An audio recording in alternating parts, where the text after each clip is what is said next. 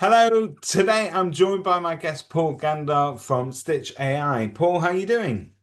Yeah, morning. Thanks, David. Very well. Nice to have you with us. Now, today we've promised we're not going to talk about how wonderful Stitch AI are and Not how at all. they are helping agents to communicate really effectively and convert leads and all the other wonderful things that they do.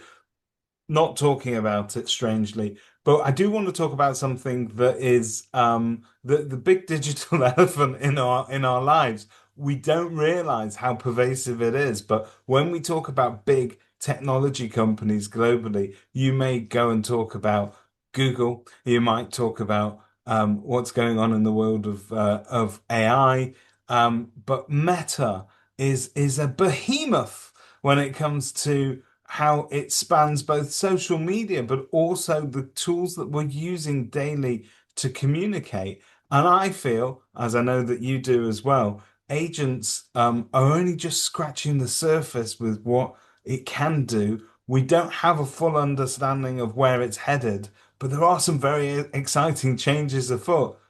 Absolutely, David. I mean, so Meta launched their WhatsApp business platform, which is an API, a good 7 or 8 years ago. That's when we first started dabbling in it and began to understand it.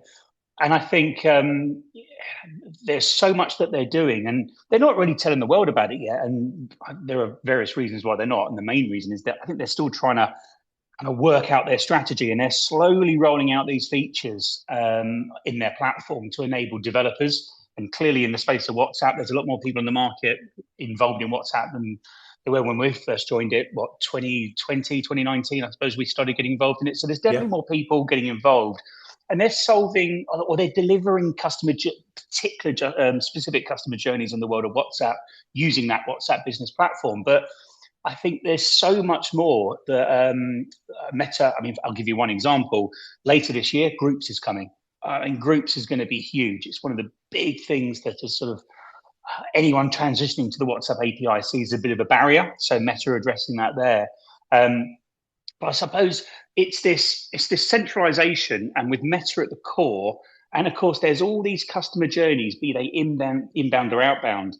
And there is when you sort of get involved in what they're trying to achieve, it's this centralization of bringing a business or a brand or a team at the core, and then having all these different customer journeys in and out.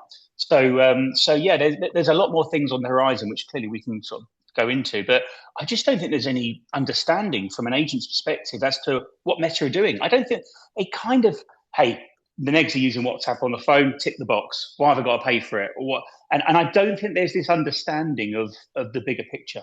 And do you think that's because, I mean, just on an awareness piece, we're not clear on, Meta aren't, they do obviously release their updates, but maybe we as agents aren't paying attention in the right spaces? Is it, or are they not very good at getting that message out there? Well, the message they're putting out there is not really aimed at specific end users. I mean, Yeah, so the WhatsApp API is a tool for developers. Okay, so companies such as ourselves, we see what the WhatsApp API is, and we try and mold it into a particular vertical market, and then a solution sold to that vertical market.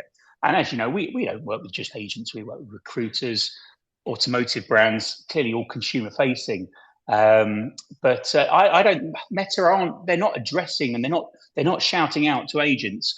And I suppose the difficulty is for companies in our space providing services to the agents, and I'm sure obviously other people who are involved in a similar space to us selling to agencies. You kind of put an email subject, WhatsApp, and a lot of people we already use it, and they kind of dismiss it. And they're yeah. like, why would I want to talk to you about WhatsApp? Because we're already using it. But of course, the education pieces is not really what we're putting behind it. We're trying to sort of say, look, Meta are doing these amazing things. You need to understand this. We'll tell you what they are. And if that applies in your world, great, talk to us. But you need to understand what they're doing first.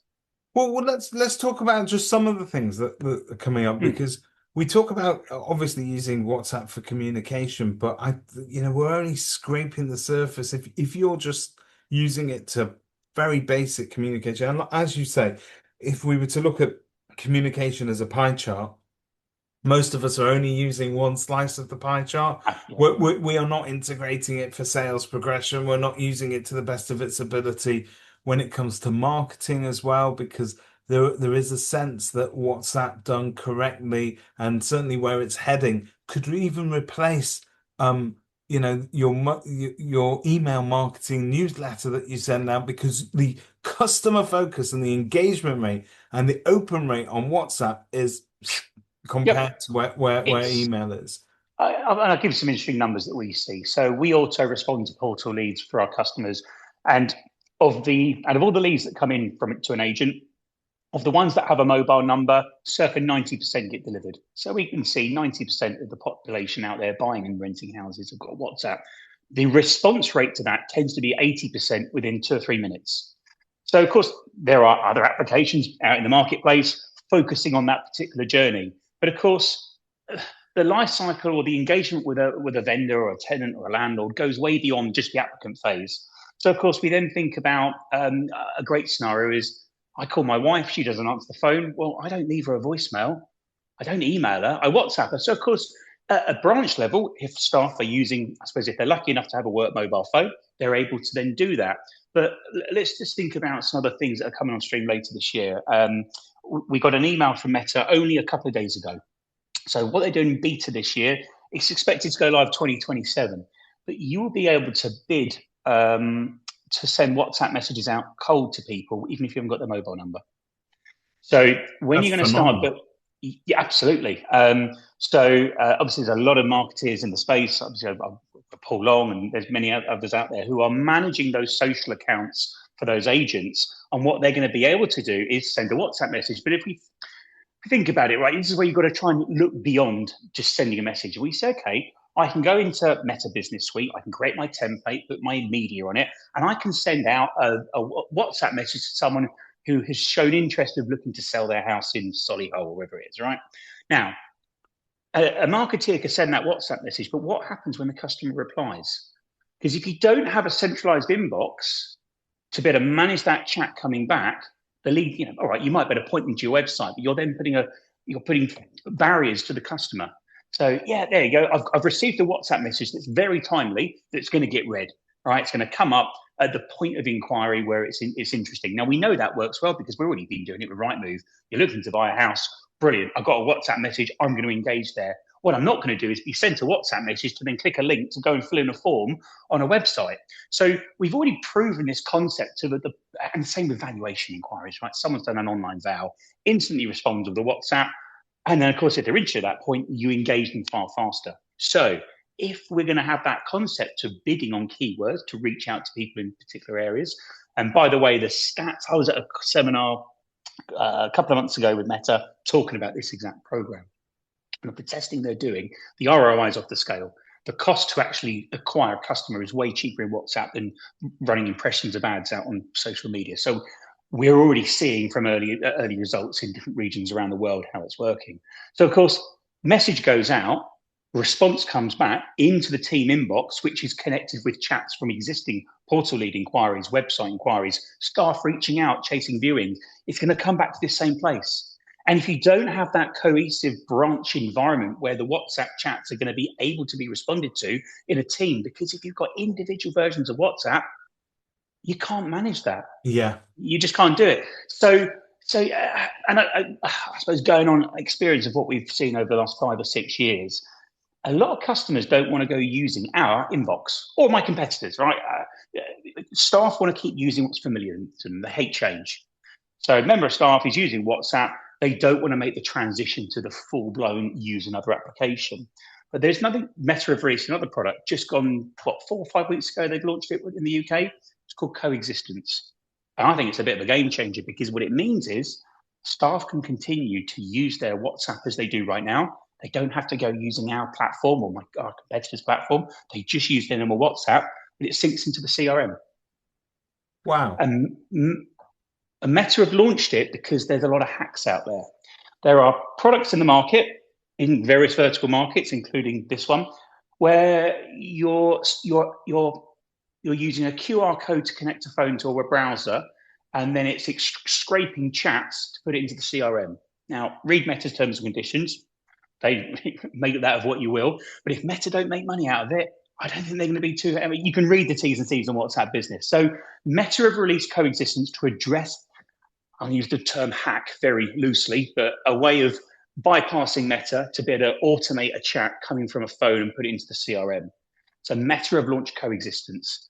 It's a nailed on way where the phone still gets used by the customer, or by the neg, the valuer. They don't want to go and use some other software. They just want to carry on using WhatsApp Business, but it's hard connected back into our world, into the WhatsApp API, and we can then move it into the CRM. And that's doing it compliantly. And of course, you haven't got to rely on the member of staff pressing a sync button or disconnecting in error. So for me, I think this whole ads ecosystem coming next year, coexistence has just come out. And of course, this year, groups. I mean, it's already been released. We're developing it now. So It's huge in the sense that this is almost as, when we all we dabbled in Facebook marketing at first, then we realized, hang on, we need experts, people like Paul Long out there to sort of hold our hand and show us how to. absolutely.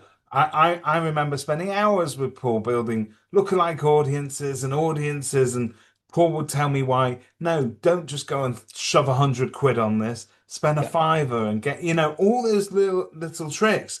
There's a sense that this is as big, isn't it? The opportunity here for agents in particular. Yeah, I think it's when I first heard of this, as I said a couple of months ago, it was like this is the not say the golden ticket to try and get more interest from agents because, but if you can automate and get the skill sets of people like Paul, and I'm sure there are others out there. Paul just comes to mind because I was with him a couple of months ago. But you're right. The Facebook ads ecosystem is complicated. I mean, my son's 17, right? It just because I'm buying a car doesn't mean you can drive it. He needs lessons. Yeah. You can't. And this whole again in the world of Meta, and Meta owns so many products. There's the ads ecosystem. There's the WhatsApp ecosystem. There's the Instagram. Yeah, most agents aren't going to understand all of this. So we have our speciality in understanding the WhatsApp component, how that will then link into the ads component.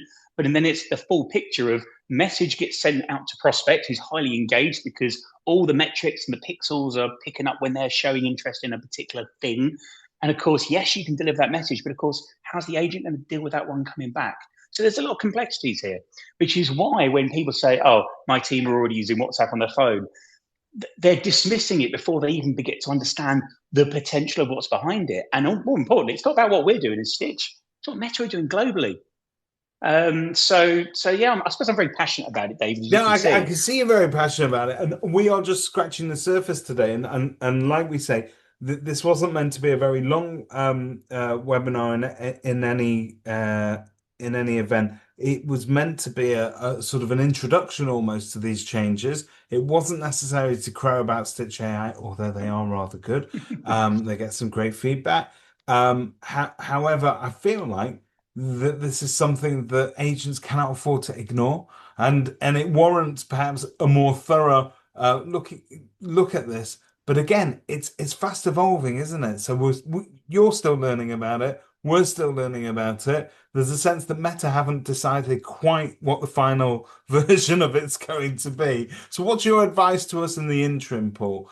What should we be doing as agents that are leaning into this I conversation?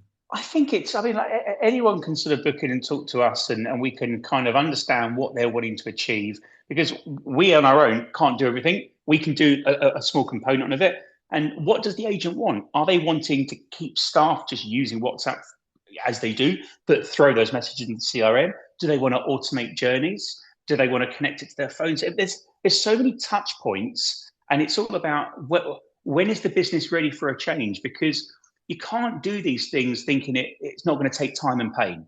You know, there is a transition, and I think the question in answer to what you just said there, David, is what experience do you want to give to your consumer?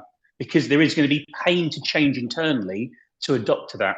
And there's a sliding scale. It's not what the good thing with coexistence is you haven't got to go the full hog now. So, and then with these ads, again, working with your marketeers, do you want to start trying to reach new people in new ways? So I think it's speak to the professionals in the sector.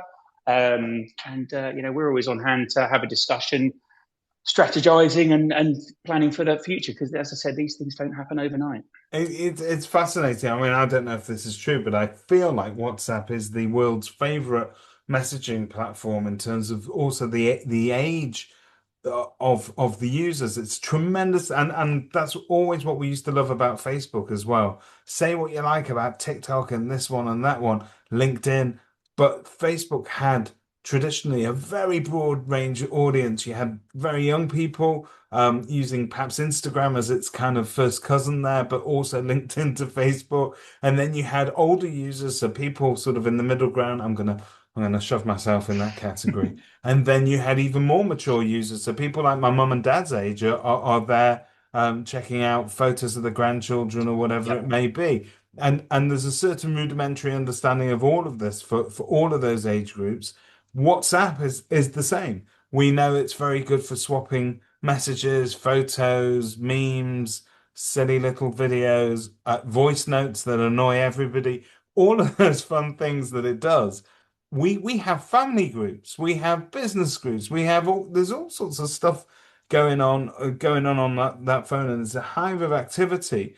And we'd be naive to think that Meta were interested in acquiring that platform just to let me message $19 billion they paid for it. 19 billion. What, 10 years ago? It's a lot of billions and a lot of dollars and a lot of money invested since that initial purchase.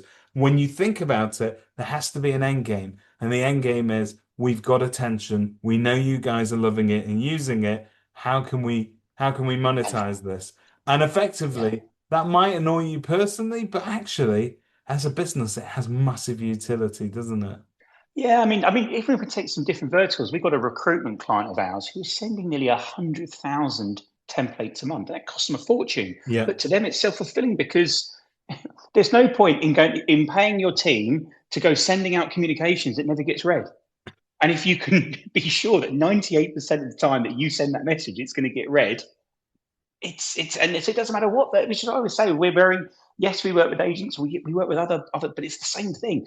The business is reaching a consumer, and there is a need, and there's different types of journeys, as we both know. Even if we just took a sales applicant, a lettings applicant, we're trying to streamline it to spend less human time on it, and a sales applicant, we want to create a better customer journey to win that chance of an opportunity of potential valuation. So they're all very, very different, but the end result is Meta want to monetize it because they know that audience, for all the reasons you said there across the age ranges, that's where they live, and that's the hub of their comms. Well, Paul, you're going to be relieved to know that I'm going to let you get on with your day today. But I can smell coming down the line a perhaps a more interactive, perhaps even live webinar where there's an opportunity for agents to ask questions that they may have, because I Mm. feel like this is something that we're definitely going to want to learn more about. You guys are obviously at the cutting edge of it there and learning as quickly as you possibly can. But thank you very much for sort of putting this on our radar. I think it's Mm. immensely important. Don't live under a rock and don't claim you didn't know about it because you heard it here first, folks. So thank you very much, Paul. Thanks for your time. Lovely. Thanks, David.